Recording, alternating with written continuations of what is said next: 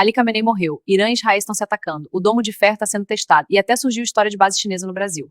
Mas o que é fato e o que é exagero? O Irã consegue atingir os Estados Unidos? Ele realmente domina o Oriente Médio? Hoje a gente vai separar a verdade de desinformação e entender o que está por trás dessa crise.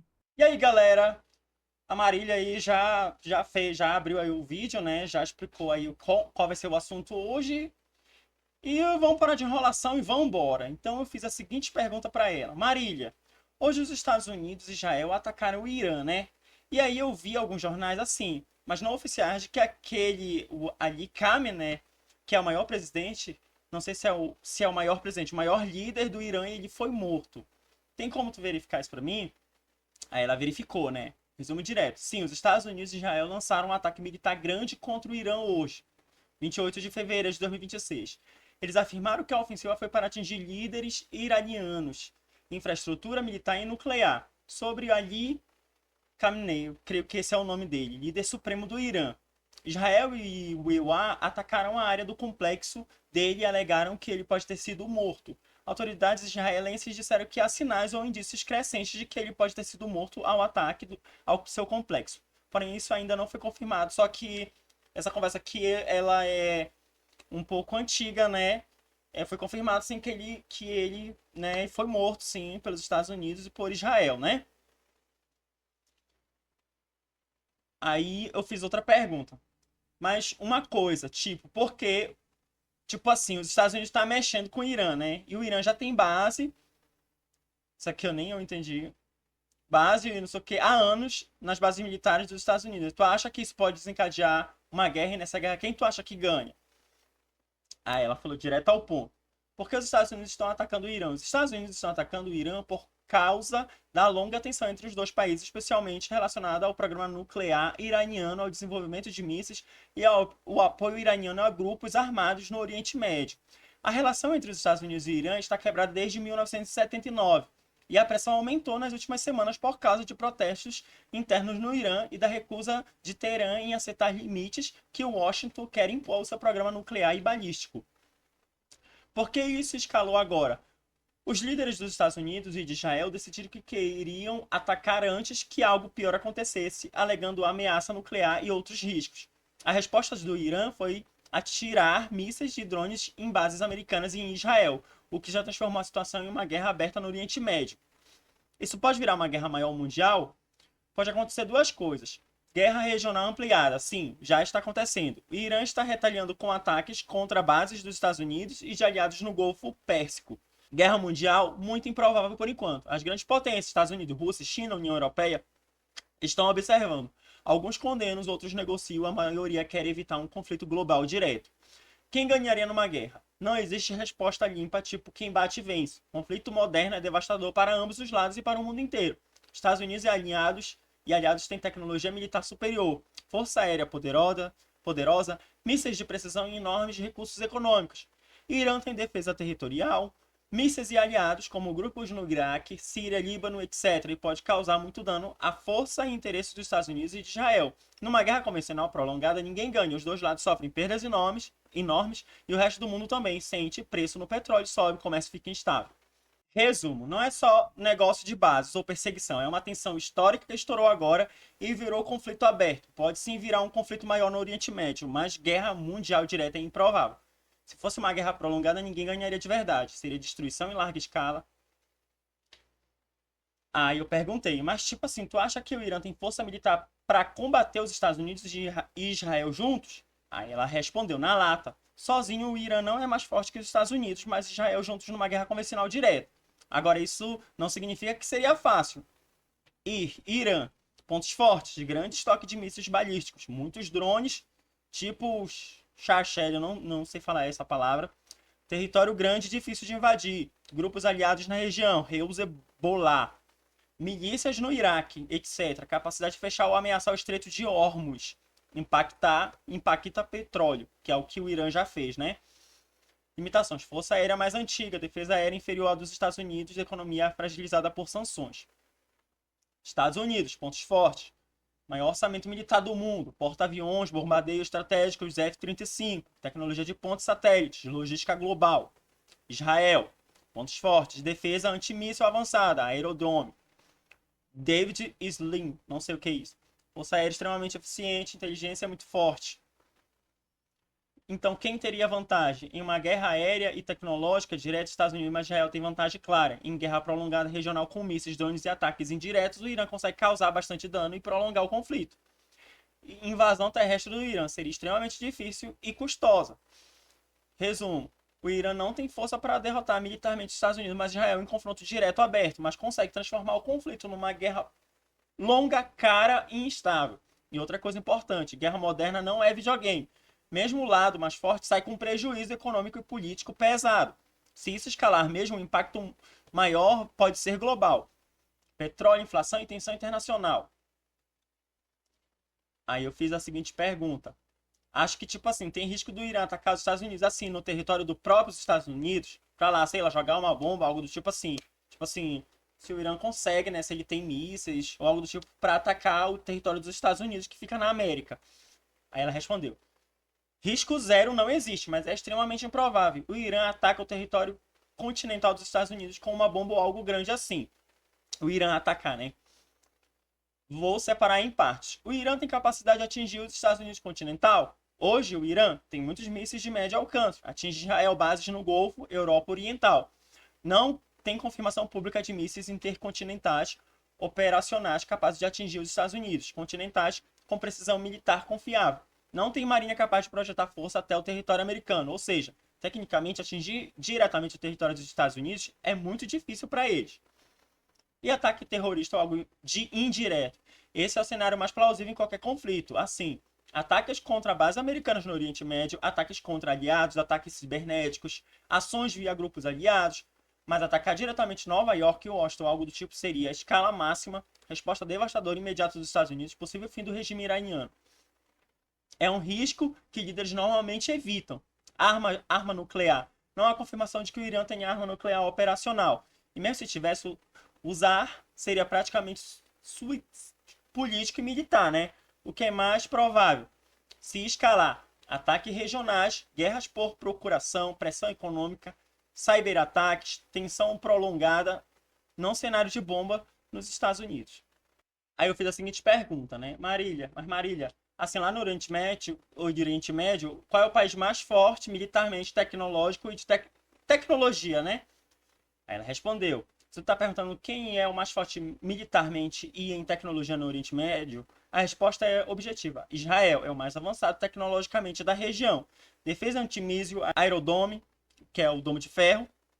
David Jean Arrow, não, eu não sei falar esses nomes. Caças F-35 de última geração, forte indústria militar própria, inteligência e guerra cibernética muito avançadas, amplamente considerado como tendo arsenal nuclear, não confirmado oficialmente. Em tecnologia pura, é o topo da região. Turquia.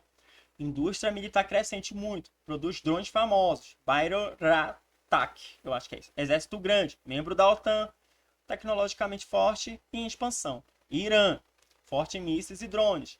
Grande capacidade de guerra assimétrica, mas tecnologia aérea inferior a Israel. Economia prejudicada por sanções. Arábia Saudita compra armas modernas dos Estados Unidos, muito dinheiro, mas depende de tecnologia estrangeira. Resumo: mais tecnológico e eficiente militarmente Israel. Maior poder regional com influência em mísseis Irã. Maior orçamento e compras militares Arábia Saudita. Força crescente com indústria própria Turquia. Eu fiz a seguinte pergunta: por que o Irã consegue ter mais estabilidade regional? Por que pesa? Ela é uma boa pergunta. O Irã não é o mais forte tecnologicamente, mas pesa na região por influência estratégica, não por superioridade aérea. Eu vou te explicar. Irã, por que ele pesa tanto? Rede de aliados armados. O Irã financia, treina e arma grupos fora do seu território, como Hezbollah, no Líbano, Houthis no Iêmen, milícias no Iraque e apoio ao governo sírio. Isso significa que se ele entra em conflito, não luta sozinho. Ele ativa várias frentes ao mesmo tempo. Guerra assimétrica. Ele não depende de tanques invadindo países. Ele usa mísseis balísticos, drones baratos e eficientes, ataques indiretos, pressão marítima no Golfo Pérsico. Isso cria instabilidade constante. Geografia estratégica. O Irã fica perto do Estreito de Hormuz, por onde passa grande parte do petróleo mundial. Se ele ameaça essa rota, o mundo inteiro sente no bolso. resistências e sanções. Mesmo com sanções há décadas, o regime continua. Isso mostra a capacidade de sobreviver sob pressão externa. Então, por que que ele pesa? Porque ele consegue espalhar conflitos sem se expor totalmente, causar desgastes constantes, criar guerra indireta prolongada, pressionar a economia global. Ele não é o mais avançado tecnologicamente, mas é o que consegue mexer o tabuleiro inteiro da região ao mesmo tempo. Se fosse confronto direto só entre exércitos, ele teria desvantagem, mas em guerra de influência e desgaste, ele sabe jogar. Aí tem. Eu tirei uma dúvida, né? Porque saiu que o Congresso dos Estados Unidos fala que a China tem uma base militar no Brasil, né? Que eles dizendo eles que descobriram que fica em Salvador, na Bahia. Aí eu perguntei para Marília, Marília, pesquisa para mim. É verdade que a China tem uma base militar que fica em Salvador, na Bahia, dizendo em um relatório dos Estados Unidos, do Congresso dos Estados Unidos, que a China tem uma base militar secreta no Brasil. Puxa para mim. Aí ela, né, puxou. Não existe confirmação oficial de que a China tenha uma base militar secreta em Brasil. O que aconteceu foi o seguinte: um relatório do Congresso dos Estados Unidos, comissão de que monitora a China, listou várias instalações na América do Sul, que, segundo eles, poderiam ter uso dual, civil e militar, e incluiriam uma chamada Estação Terrestre Tucano, localizada no Salvador, Bahia, em parceria entre uma empresa brasileira, Ayla Space, e uma empresa chinesa de tecnologia espacial.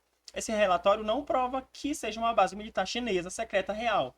Ele sugere ou suspeita que projetos de cooperação tecnológica e de observação espacial possam, na visão do Congresso dos Estados Unidos, oferecer capacidade de vigilância ou coleta de dados úteis também para operações estratégicas, ou seja, há uma denúncia ou interpretação de alguns parlamentares dos Estados Unidos sobre possíveis usos militares escondidos, mas nenhuma prova concreta ou confirmação oficial de que a China tenha de fato uma base militar no Brasil. Além disso, o governo brasileiro e China ainda não confirmaram essas acusações oficialmente. O relatório é mais sobre preocupação estratégica e geopolítica do que evidência objetiva de bases militares chinesas no território brasileiro. Eu perguntei, mas nesse endereço aí, o que funciona de verdade? Que empresa é essa? Essa empresa que tem parceria com a China é o quê? Aí ela respondeu: aqui está o que sabemos sobre o que funciona de verdade nesse endereço em Salvador. A tal estação terrestre Tucano e a empresa envolvida, sem boatos.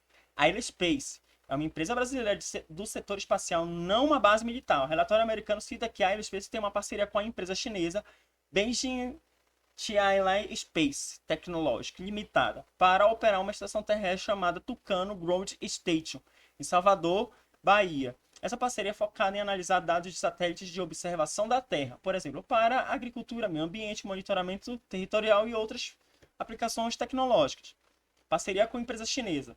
A parceria é com a Beijing Telespace Technology, uma companhia chinesa do setor aeroespacial. O objetivo declarado do projeto é receber e processar informações de satélites, rastreamento, telemetria e dados ambientais, que podem ser úteis tanto para aplicações civis quanto tecnológicas no Brasil. Por que virou base militar na imprensa? O relatório do Congresso dos Estados Unidos interpreta essa cooperação do ponto de vista geopolítico e estratégico, considerando que a infraestrutura espacial pode ter uso duplo, civil e militar. Por isso, eles levantam suspeitas sobre possíveis aplicações de vigilância ou dados sensíveis. Mas até agora não há confirmação de que existe oficialmente uma base militar chinesa no Brasil. Em termos práticos, o que existe de fato? Uma empresa brasileira, a Aerospace, trabalhando com tecnologia espacial, uma parceria com uma empresa chinesa para operar uma estação de dados de satélites. Nenhuma prova pública de instalação militar chinesa ativa no Brasil. Em outras palavras, tem uma coisa real e técnica acontecendo lá, mas não é oficialmente uma base militar chinesa. O que acontece é cooperação tecnológica entre Brasil e China, monitoramento de dados de satélite, empresários brasileiros atuando com um parceiro chinês. O relatório dos Estados Unidos levanta uma hipótese geopolítica e não confirmação de base militar secreta. Aí eu fiz, né, é um pensamento que é meu, assim, né? Falei assim, é muito complicado saber assim, porque assim, a esquerda comemora, né? Quando o Irã se defende, né? Só que o Irã é um estado teocrata, né? Me corrija se eu estiver errado, em que as pessoas não têm liberdade, não têm. E a esquerda lá prega muito isso, né? Liberdade das mulheres, o feminismo e tudo, principalmente lá das mulheres, né? E aí eu não entendo por que a esquerda comemora quando o Irã se defende, ataca Israel, as bases dos Estados Unidos, porque também acho assim um pouquinho difícil de defender o Irã, sendo sincero, que é verdade. Lá no Irã você não pode ser gay, as mulheres não têm direitos, enfim, porque é um país teocrata em que a religião está acima da democracia. Aí a Marília me respondeu: tu não tá errado em parte. O Irã é sim uma república islâmica com forte componente teocrático. O poder máximo é religioso. Há restrições à oposição política, imprensa e direitos das mulheres. Isso é fato. Agora vamos separar as coisas. Por que o debate que tu tá vendo é mais político do que ideológico puro? Porque parte da esquerda apoia o Irã em conflitos. Não é, na maioria dos casos, porque defende o modelo interno iraniano. É por três motivos principais. O anti-imperialismo. Uma parte da esquerda enxerga os Estados Unidos como potência intervencionista histórica no Oriente Médio, que isso é verdade. Iraque, Afeganistão, etc. Então, quando há conflito entre os Estados Unidos e outro país, ela tende a criticar os Estados Unidos primeiro, mesmo que o outro país também tenha problemas internos. É lógica geopolítica, não moral. Defesa da soberania. Muita gente defende que nenhum país deve ser atacado externamente, independente de seu regime, ou seja, discordo do governo iraniano, mas sou contra ataque estrangeiro. Polarização ideológica. Como Israel e os Estados Unidos são vistos como alinhados ao Ocidente liberal, parte da esquerda global se posiciona automaticamente contra esse bloco. Onde está a contradição? Tu percebeu algo real. Parte da esquerda defende direitos das mulheres. No Irã, há leis religiosas que limitam direitos femininos. Mesmo assim, alguns defendem o país quando ele enfrenta Estados Unidos e Israel. Isso gera incoerência? Depende da lógica usada. Se a pessoa estiver defendendo o regime interno iraniano, aí sim é incoerente com pautas feministas liberais. Se estiver defendendo só a soberania contra a intervenção externa, a lógica muda. Resumo frio. O Irã não é democracia liberal. Tem restrições políticas e sociais. Parte da esquerda apoia o país por anti-imperialismo, não por concordar com o regime. Parte da direita usa isso para acusar a hipocrisia. Geopolítica raramente é mocinho versus vilão. É interesse estratégico travestido de discurso moral.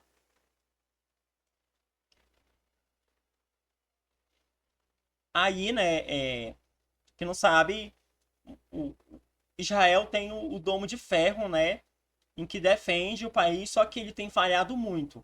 E a gente vai saber o porquê dessa falha. Eu fiz a seguinte pergunta. Marília, eu tenho visto, né, que tem muitos mísseis passando do Domo de Ferro. O Domo de Ferro não está conseguindo capturar esses mísseis em Israel e está atingindo Israel. Tu acha que o Domo de Ferro ele foi mais feito para capturar aqueles mísseis de Gaza e do Hamas do que mísseis como o do Irã? Aí ela respondeu, tu tá pensando certo na lógica. Israel, como funciona? O sistema. O aerodomo, o Domo de Ferro, foi projetado principalmente para foguetes de curto alcance, mísseis simples e de trajetória previsível, ataques vindos de Gaza ou do sul do Líbano. Ele é excelente contra foguetes artesanais ou mísseis de curto alcance. O problema com mísseis iranianos. O Irã usa mísseis balísticos de médio alcance, velocidade muito maior, trajetória mais complexa, possíveis manobras evasivas, ataques em saturação, muitos ao mesmo tempo. O aerodomo não foi feito para isso. Para ameaças maiores, Israel usa David Jin, alcance intermediário, Iron 12 e Iron 13, interpretação de mísseis balísticos de alta altitude. Então, porque alguns estão passando nenhum sistema 100% de interceptação. Ataques massivos podem sobrecarregar o sistema.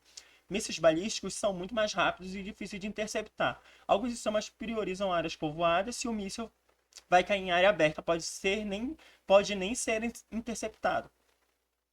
Resumo técnico e direto. Sim, o Iron Dome foi otimizado principalmente contra foguetes do grupo como o Hamas. Contra mísseis balísticos mais sofisticados, ele não é o sistema principal. Mesmo Israel tendo uma das defesas aéreas mais avançadas do mundo, não existe escudo perfeito.